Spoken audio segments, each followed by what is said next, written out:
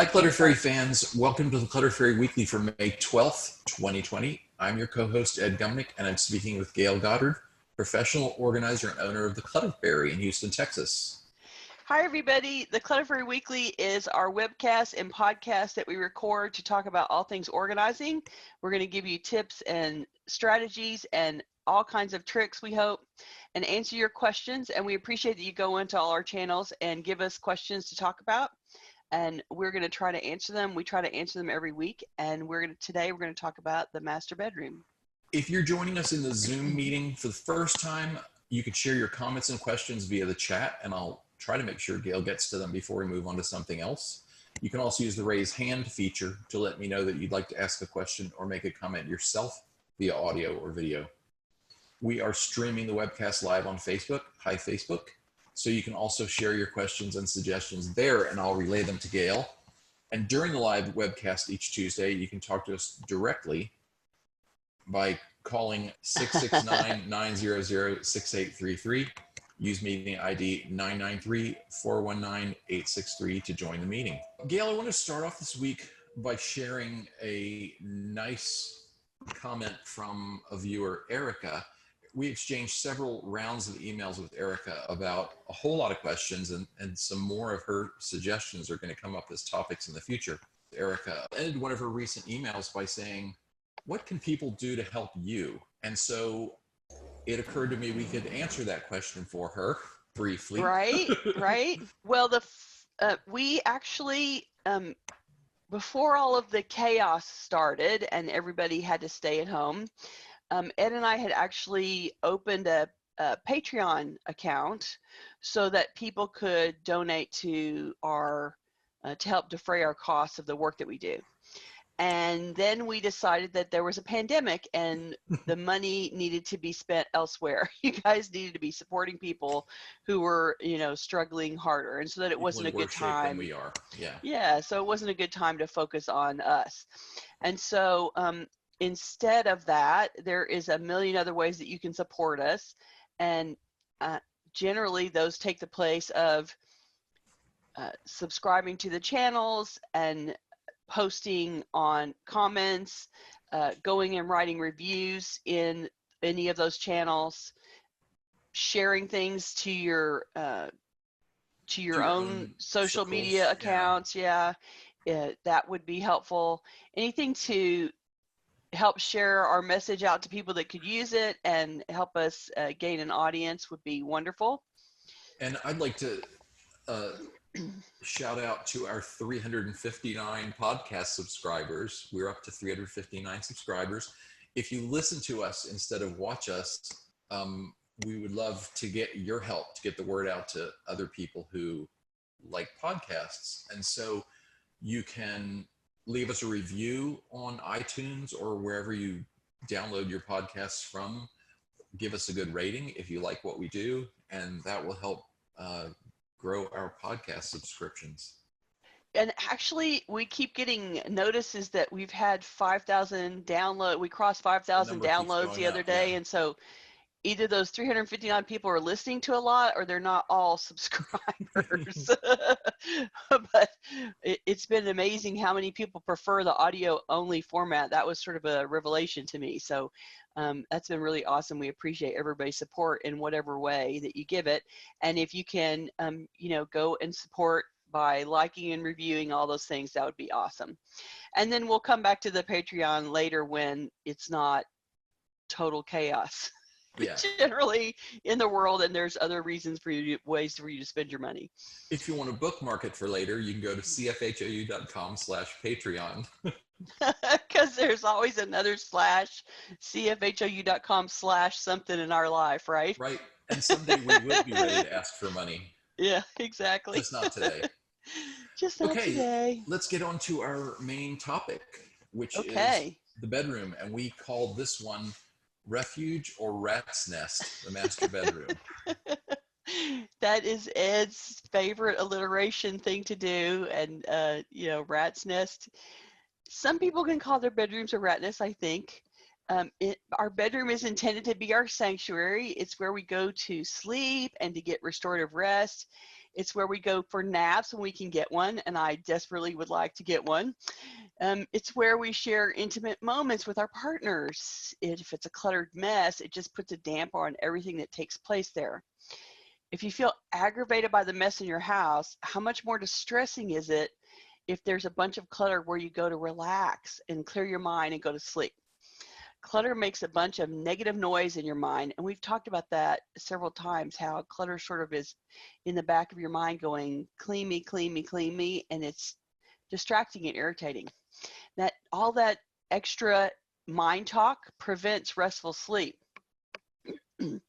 I once worked for a very tall young man in his apartment, and he would pile all his clothes, whether they were dirty or clean, on the end of his bed. And he was doing that because his closet wasn't set up properly. He had never quite moved in correctly. He was young. He was in his early 20s, and you know, he was a guy. So he hadn't really set up his bedroom and his closet to function very well. And so all of his clothes were piled on the end of the bed.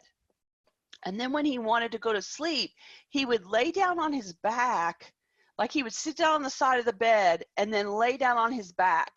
And so he would leave his feet on the floor, and he was laying crossways across his bed on his back in order to sleep. And he was wondering why he was getting such terrible sleep. I couldn't believe he wouldn't even move the clothes off so he could go to bed. But it was a perfect example of what people are willing to accept when they're overwhelmed. And he was overwhelmed in that room, and he didn't know how to fix it.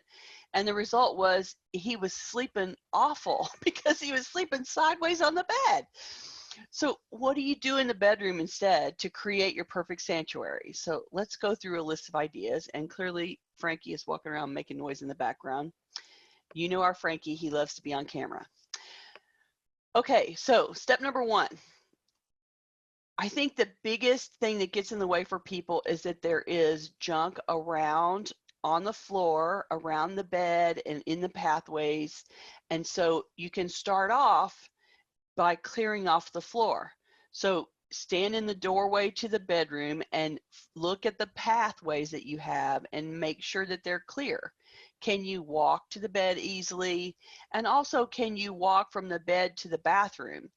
I think not being able to walk from the bed to the bathroom is a big hazard in the dark. You know, everybody gets up in the middle of the night sometime and has to go into the bathroom, and you don't want to turn on the light, and you don't want to, and you're half asleep, and you're tipsy, you're less steady on your feet because you're asleep. So making the pathway from the bed to the bathroom be a clear one will enhance your life a lot. It will make being in the bedroom a safer place.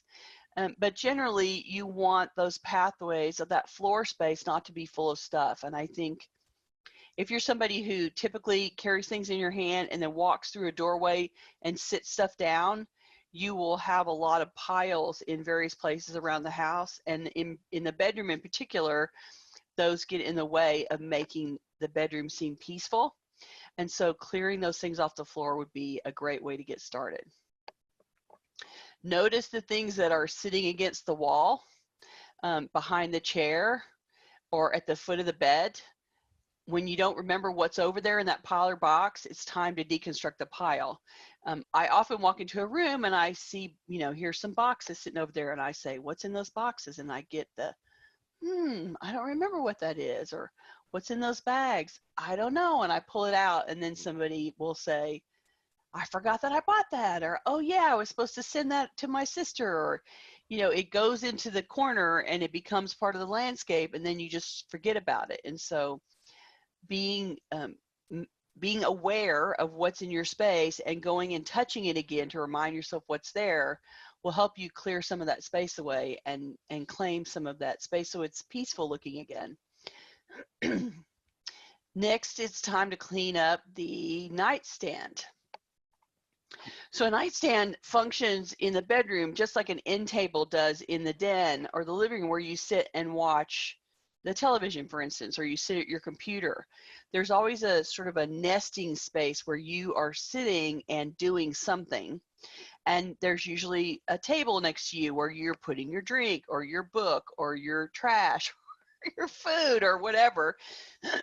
It's the mail, and it's sort of a shrapnel collector that sits next to you so that you can not get up out of the chair in the moment when you have something to put down.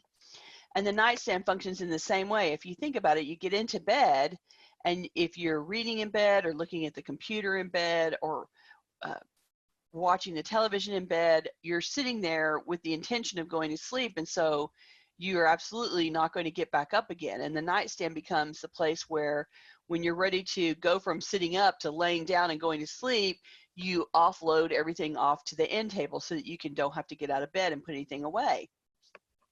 So that corner, that table next to you becomes this dumping ground. And if you're not actively getting up every morning and then going and putting the things away, going and taking the trash, going to put the dish back into the kitchen, if you're ignoring the stuff that you put there at night, then that table just gets more and more cluttery. So clearing off that table is sort of like cleaning the kitchen counter. In order to keep it under control, it really needs to be decluttered and cleaned on a regular basis. And so making that part of your routine to make the bedroom more comfortable will help. And you will find all kinds of things there that you forgot, like the medicines that you were taking when you had the flu, for instance, and you were in bed for a week, and then you got better and you went back to your normal routine, but all the things that you put over there because you were trapped in the bed for a week will still be there. And so there's stages of your life that are reflected in the end table that need to be deconstructed and put away, just like everywhere else. More than any other room in the house, this is the room to minimize distraction. So keep only the furniture that you really need in there, and don't add spare items to this room. The less junky it feels, the less there is, the less junky, the less furniture there is to pile stuff up on. If you think of this as sort of a visual landscape that you want to be serene and peaceful, if it has a whole lot of big pieces of furniture in it, if there's a lot going on, it's contributing to the room not feeling peaceful. So you want that visual landscape to be something that you find soothing to look at. And so whether that is peaceful art, a color that you really find soothing, furniture that doesn't make you feel crowded in, you want to arrange it and decorate it in such a way that that it feels conducive to relaxing to you. So you just want to notice how much stuff is in there. If you can manage it, leave the TV outside the bedroom. It may help you fall asleep. Some people say that they fall asleep to the TV, but it's also going to wake you up again later.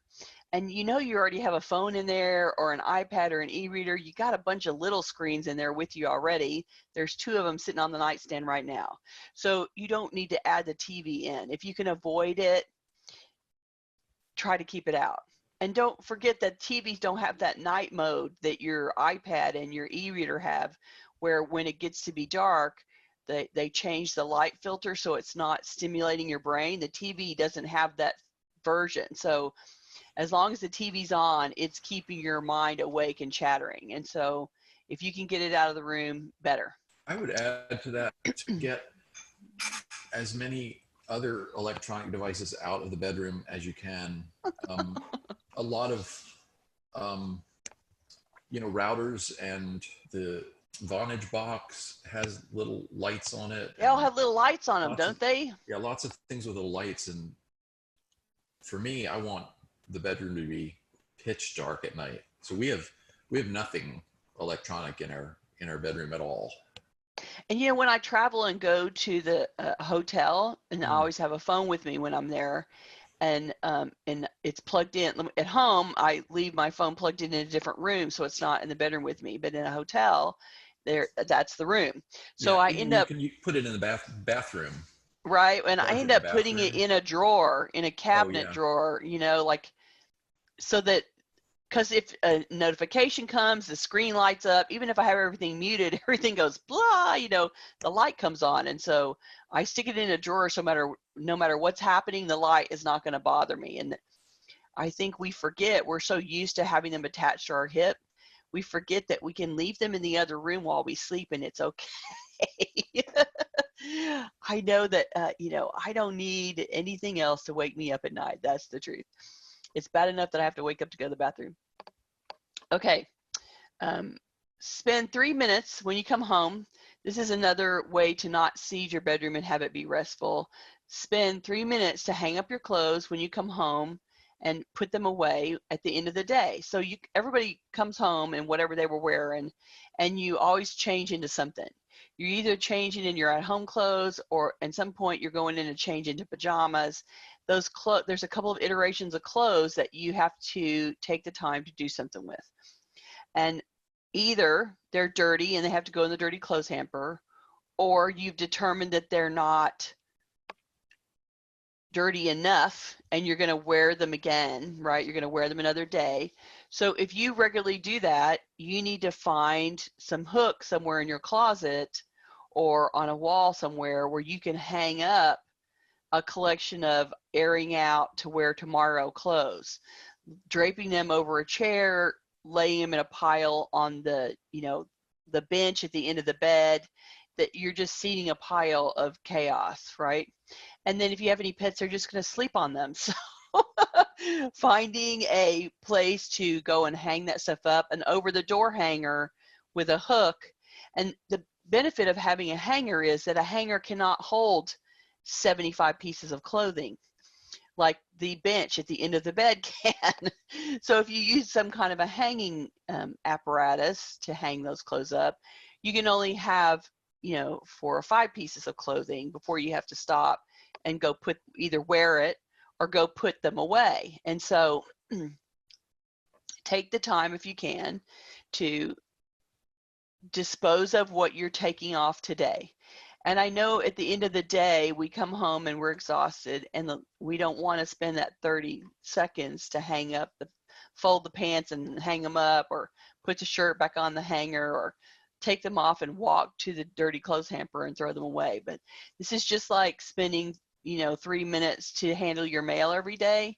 If you spend 2 minutes to handle your clothing when you take it off, then you do not live with a bunch of piles that you have to look at, climb around, and prevent you from sitting down anywhere in your bedroom. So consider that a goal that you should aim for, is to try to handle every time you take clothes off, you handle them in an appropriate way that does not involve piling them somewhere. Deborah, who's with us in Zoom, referred to the alternative storage method as the floordrobe, which I've never heard before. I love that term, the floordrobe. That's awesome. There were times I'm going to use that again later. Adulthood when I used the floordrobe, but I have recovered from that behavior.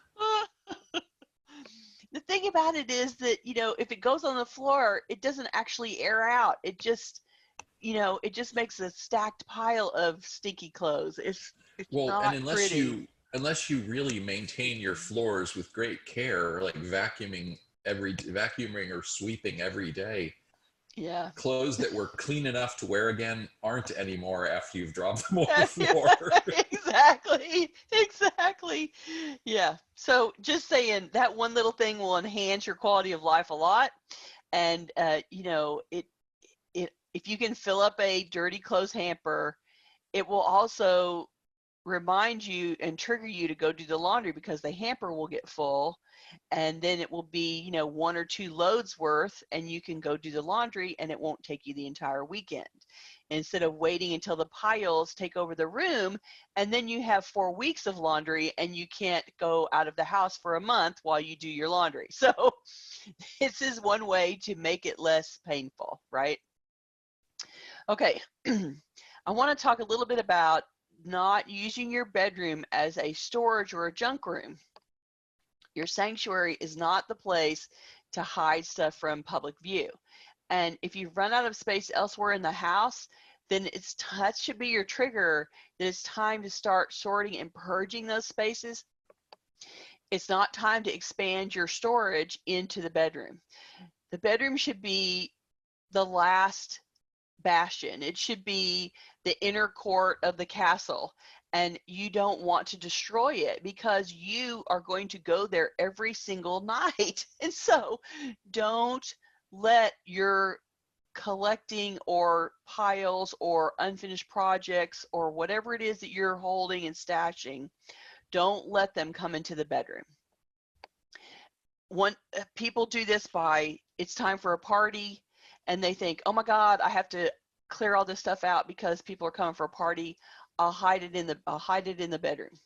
If it goes into the bedroom like that, it will never come out, right? Anytime somebody stashes something for the party, it goes away in a corner and it never comes back out. And so I think it's super important to consider the bedroom to be behind a drawbridge that comes up. And whenever anybody tries to bring something in there, you have to lower the drawbridge to go to bed, and then you slam the drawbridge back up. Don't bring stuff in there that you don't need to be in there. And if you're out of space, that needs to be your trigger to get working.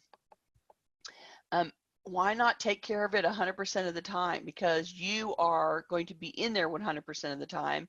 You are going to bed in there every night, and you're the recipient of your own hard work. If you go in there and work on the bedroom and make it peaceful, then you're the one that gets a better sleep. You're the one that enjoys it every single day. And that the people that you're making the public space of your house for don't come over all the time. You don't have visitors every single minute of every single day there. But every night, for hours at night, you are in that bedroom, looking at it, living in it, and sleeping in it. And so who better to do all the decluttering work for than you? I'm just saying, you are the most important user of your house, and you should be the beneficiary of the work that you do. And this is a space to keep things out of. I will tell you that a lot of the clutter that I find in a bedroom is a direct result of the closet not being usable, because the closet has not been properly maintained. So the minute it gets hard to put things away in the closet, then you stop putting things away in the closet and those piles back up into the bedroom. And so this is a project that you can tackle to help your bedroom function better as well, is to go in and do your master closet decluttering. You're going to find a bunch of clothes in there that you don't want and are going to need to go away. You want to be able to hang up all the clothes that you have, or fold them and put them on shelves or whatever. You want to be able to put things away with some wiggle room. You don't want to be jamming them into, like people jam paper into a file cabinet. They're like shoving another piece of paper in that box that is not expanding. The closet is also not expanding. And so you don't want to be shoving a shirt in between a bunch of crammed together clothes. You want there to be some play and some wiggle room so that you just sort of go slide, push, and you're done. And so aiming for that as a target will support you in making it easy in and out in this closet. And then you can get all the stuff off the floor and into the closet, hopefully dirty clothes in a pile, donation things out, and it will clear up your bedroom and your closet at the same time. If you notice that your clothes are backing up somewhere, you have to stop and go, why are these not where they're supposed to be? Do I need to do laundry? It's a signal, right? Do I need to do laundry? Do I need to hang up stuff? Do I need to get rid of some things in the closet because I now have more clothes than will fit?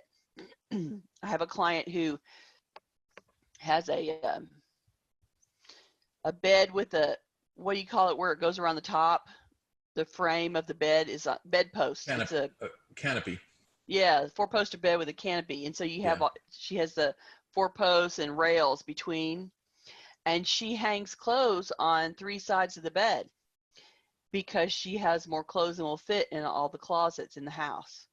And that, to me, it's, I don't want a clothing curtain in my life. At least they're on the bed instead of on the floor, so she keeps them clean that way.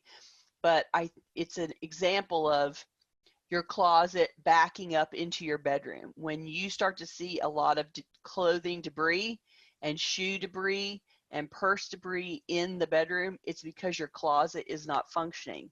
And so you need to go figure out why. And I think this is a place where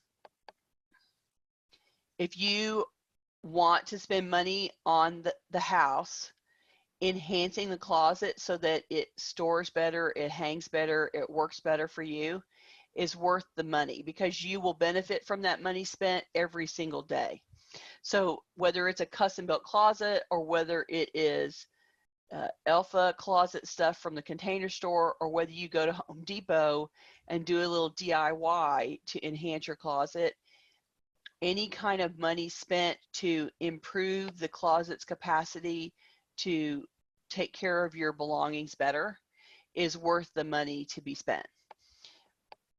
It's certainly better than adding a pool in the backyard. So if you want to make it easier for your life, make your closet work better, and that will make the bedroom be clearer. And that is the ultimate goal. You want it to be easy to go in and out and take your clothes on and off, hang your clothes up, hang up the clothes that you're going to air out for the next day, and put your shoes away. If it's easy, then you are more likely to do it. And if you don't do that well anyway, if it's at least easy to get into the closet, then once a week when you finally are irritated and you go put things away, it's easy for you to do it. And I think that anything that allows you to take care of your personal wear belongings and get them out of the bedroom makes it easier for you to be happy in your bedroom. And that's what we want. We want you to enjoy your space. So those are my comments about what to do to the bedroom. If you have any comments to add, I would be happy to hear them. Gayle, the comments have been coming fast and furious in Zoom I have to chat. say, floordrobe is my favorite term. I'm using it from now on. Well, and in response to floordrobe, Erica said, if the bedroom is a real disaster, the last bastion turns into the opposite and you want to flee that room, the fledroom. Y'all are cracking me up today. And the then fledroom.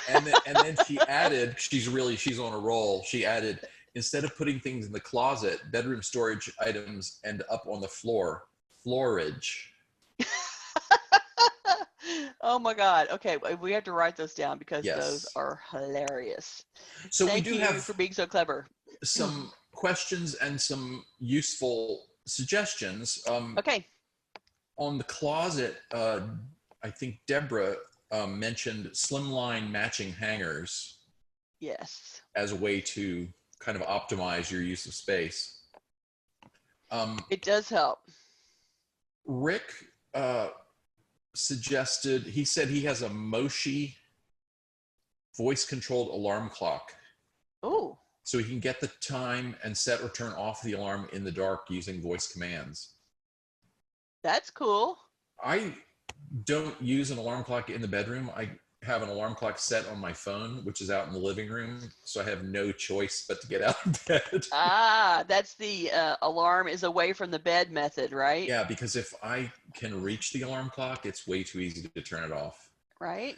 Unless, of course, you're staying in a hotel, in which case I can never figure out how to turn it off. And sometimes I forget to check whether the person who was there the night before has left it turned on. Oh, yeah. And then you get somebody else's alarm. Yeah. Wolf, who is watching on Facebook, mentioned that some TVs do have sleep timers. I think most newer TVs have sleep timers. Yeah. So you can turn that, they'll like go off after an hour. And I haven't had a really new TV in a long time. We have a hand-me-down TV, but some have adjustable color schemes or color mode settings that will sort of dim it in the evening or something like that. That would be good. That would I mean, if you're desperate to have a TV in the bedroom, that would at least allow it to stop supercharging your brain awake with the blue light. And so anything that you can do to minimize things that are stimulating your brain directly would be good. Yeah. And frankly, the night mode on my e-reader seems plenty bright to me. I mean, when it's on regular light, it's like, wow. It's so, whoo, hello, you know, it's very actively irritating. Yeah. So the night mode really helps, and it allows me to read and be getting sleepy while I read, so that I don't stay up all night long. Because, you know, I like a good book. I'm happy when the story is interesting, and if the e-reader is keeping me awake, I will read until 4 o'clock in the morning. And so, you know, I need it to not be helping me stay awake. So any electronics, A, I would eliminate as many electronics as you can. B, I would make sure that the electronics have a night mode so that they can stop actively stimulating you while you're in bed trying to go to sleep. I'm just saying.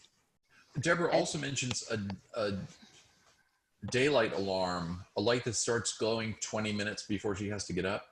See, light wakes you up. Yeah. That's why they made it into an alarm. And she said her glasses have a blue light blocker, so she can read on her Kindle late at night. Because there is I haven't heard that. Yeah, there seems to be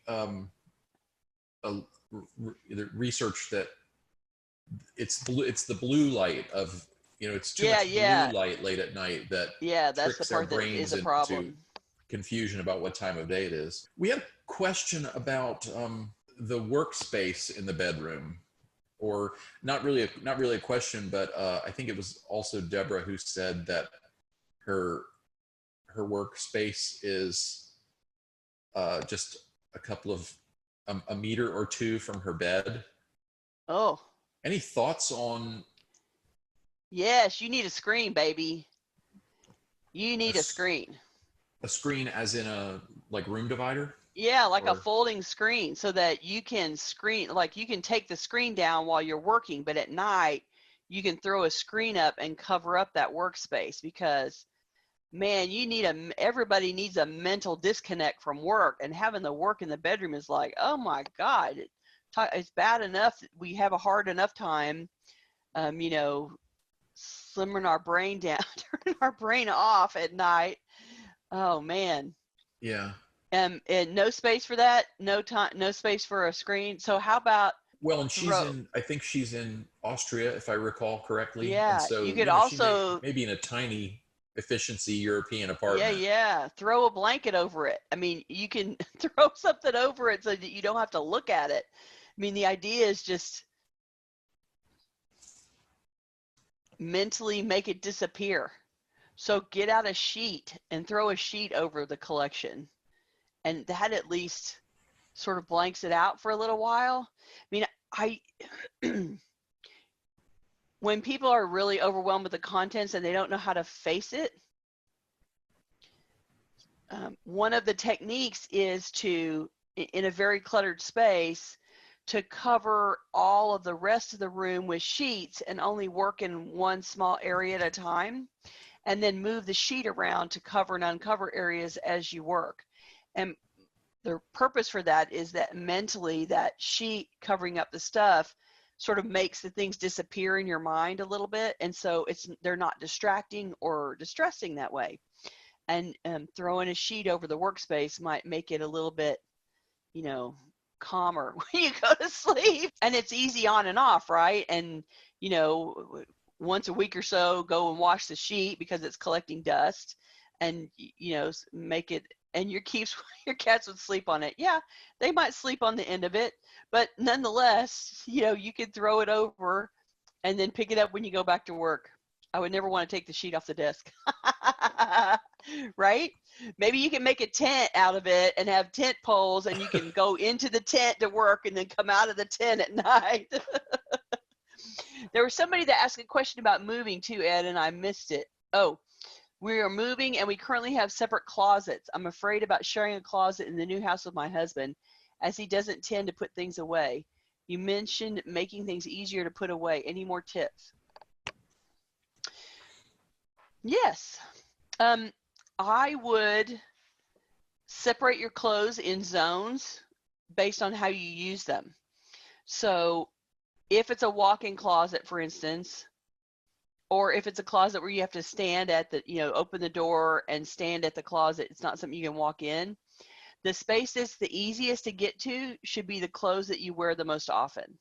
So whether that's the clothes that you wear when you come home at night, or whether that's work clothes that you have to put on 5 days a week, you want the clothes that get used the most to be the easiest to access and the closest to the door. If you can subtract things like coats, heavy sweat, depending on, see, that's a Houston reference, but there's always clothes that you don't get to wear very often or only for a very short season. And so those clothes don't have to be in the closet all the time. You may want to rotate your wardrobe seasonally to keep some of the volume out of the closet. Assign yourself a couple of poles, like he gets these 2 poles and you get those 2 poles, so that you each have an area. And then notice the things that he throws on the floor the most often, like,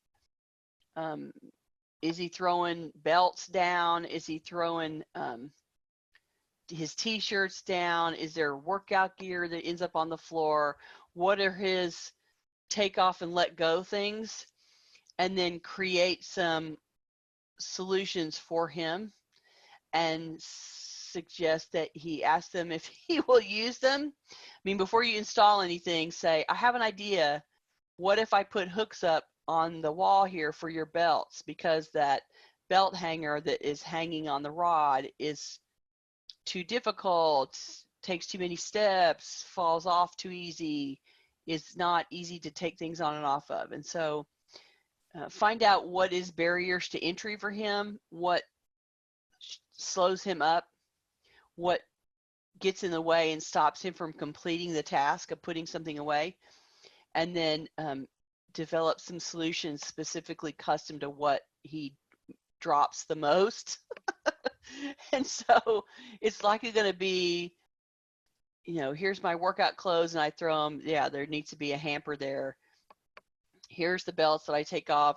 Here's the shorts that I wear when I come home from work, and I put them on every night. I wear the same pair of shorts or the same 3 pairs of shorts or whatever. Create a shelf space that's specifically for my evening relaxing clothes, so that they go on and off the same shelf and nothing else goes up there. It is something that is sort of what gets in the way is slightly different for everybody, although there's the same general problems for everybody. What impacts people changes person to person. And so you can observe what kinds of things are a problem for you that he leaves behind, and then B, notice those categories and ask him how he would feel about this as a way to handle his workout clothes, or this as a way to put his belts away, or this is a way to store his pajamas, so that it's easy on and off or easy access for him to put away. And see if you can customize it with some conversation about what will work for him there. And over-the-door hooks are lovely. Some people don't like over-the-door hooks, but I love to put over-the-door hooks on the inside of closet doors all the time, because that's a perfect place for the bathrobe. That's a perfect place for the sweatpants you wore yesterday that you're going to wear today again, and to air them out. I use hooks on the wall for bras, belts, ball caps, all those things that sort of get shoved in a corner and get in the way. There's alternative ways to store. And the overhead storage, the way up in the air storage, that is a perfect place to put the stuff that you don't use very often, or you don't have to get very often, unless you have a tall man living in the house who can easily, like Ed, can easily get up there and pull things down from the upper shelves. Put things up there in containers that you don't have to get out very often. And for instance, you can fold and put away some out of season clothing up there. When winter finally goes away and you don't have to wear the hats, and you don't have to wear the heavy pajamas, and you don't have to wear the sweaters, you can fold those things up and put them up in the air. And so get them out of your rod space and not have them crowding up where you're going to put your clothes away. And the flip side happens in the summer. at some point the sundresses and the tank tops go away and you're not wearing them, you're not going to wear the bathing suit anymore. Those things can be folded and put up in the top of a closet. Or somebody reminded me about drawers under the bed, rolling carts under the bed. If you put your bed on bed risers, then you can put things under the taller boxes under the bed and get them out of the closet and out of your way. Does that help? Hopefully that answers some of the questions. Yeah, there are more about closets. I think we may have to have a future episode where we just focus on closets, because we have some more questions than we can even get to, talking about small closets, shallow closets, maybe organizing systems that toggle out of the closet. I guess, things that retreat and you fold them out. So I think we have to save some of that to cover later. Okay, we can do that. We're running out of time. All right. I wanted to add on the office space in the bedroom. I don't know if Deborah said she works on a laptop on an oak library desk. And my only comment was, if you must have your workspace in your bedroom, then being able to put the office away, even if it's only sort of symbolic, there's a psychological benefit to that. I work in the living room, but Jaime got a nice retro, I won't say antique, but a wooden magazine rack with just two sides that you can dump magazines into. And when I'm finished working or taking a break from work, off it goes. The laptop goes in one side and my little lap desk thing that the laptop rests on goes on the other side. And it's really nice to make that break, the psychological break. To mentally put it away. Yeah. Yeah, I mean, I shut my computer completely down and put it away. And it is a mental signal. Work is done now. I'm not going to look at this anymore. I think that is all in service to making it easy for you to let your brain actually relax and take a break and rest and not be completely engaged 24/7 in something that is stressful. And so the whole purpose of talking about the bedroom is to remind you that this is where you want to sleep and relax and recover and rejuvenate from a very busy and stressful day. And anything that you can do to enhance that experience for yourself is worth the effort. It will take some work to get you there if you've been ignoring it for a while, but it will be worth the effort, because you're the one that will have better sleep and will have more restful sleep. And any kind of good rest that you get just makes you better at working the next day. So, I'm imagining a desk in the bedroom and thinking an image of like a curtain rod where you're sliding a curtain back and forth. I mean, I wish that there was a way to have a standing frame that you could slide back and forth or fold out of the way, or something that wasn't irritating to manage. But IKEA makes they have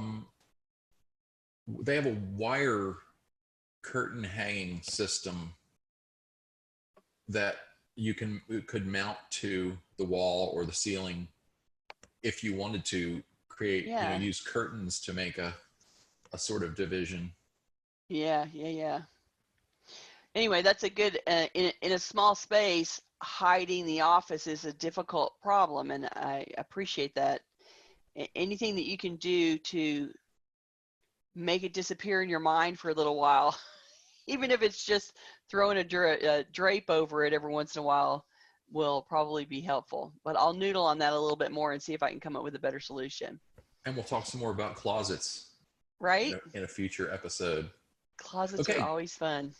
I want to remind people who are watching us live on Zoom or Facebook or listening later to the podcast version that our YouTube channel contains more than 100 videos on lots and lots of organizing topics. You can go to cfhou.com/YouTube to see all of those videos. Click subscribe on YouTube to receive notifications when we post something new. Next week, we meet the same time, Tuesday, May 19th at noon US Central Time, live in Zoom and streaming on Facebook, and we will talk about the bathroom in our series of organizing room by room. If you're watching this on YouTube, we'd love for you to join us live. To get notifications about upcoming events, join the meetup group by visiting cfhou.com/meetup. You can follow us on Facebook by going to cfhou.com/Facebook, or subscribe to our mailing list by visiting cfhou.com/subscribe. We love to hear from you, so please send us your comments, questions, and topic suggestions in the YouTube comments or anywhere you find us. And you can always reach us through our website at clutterfairyhouston.com. That would be us. Thank you, everybody. Don't forget that I'm still I'm available to do virtual. If you're losing your mind and you need some help, check us out. And we hope that you will go and review and share so that everybody can come and join us on the meetings. We love having you here, and we will see you next week. The more the Bye. merrier. Bye-bye.